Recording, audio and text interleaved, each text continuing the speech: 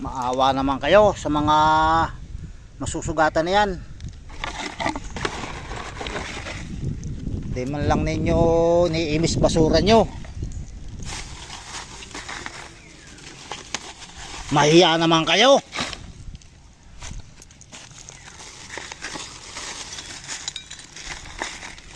Sino nagkalat dito sa lugar na ito? Mga diaper. Iiwanan nyo buting ganito, tapos babasagin pa nyo. Sinong matutuwa di ang Pilipino sa inyo? Trabaho ninyo. Iiwasan kong magmura, pero pag ganyan ang ginagawa ninyo, kawaawa ang masusugatan ito. Mga ginagawa nyo ito, hindi man lang nyo itinatabi ito. Ano, ako nasugatan dito, hahanapin ko ang gumawa nito. Tatabi nyo man lang ninyo para kawawa yung mga bata na pupunta dito.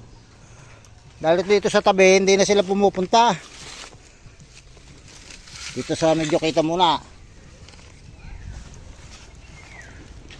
Mga basura nyo, yung iligpit at nang hindi makasugat dito ang mga bubog. Basura, mahiya naman kayo sa ilog. Huwag na sa tao. Sa kalikasan. Libre na nga kayo maligo. Basura ninyo hindi nyo inaayos. Ayusin naman nyo para hindi magalit sa inyo ang kalikasan. Alam nyo, kagalitan kayo dahil sa ginagawa ninyo.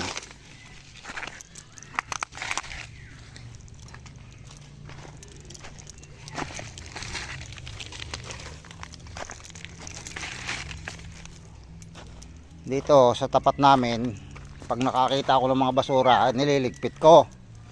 Kaya lang, kung patuloy nyo gagawin yan, di ako patuloy na nagliligpit dito ng basura.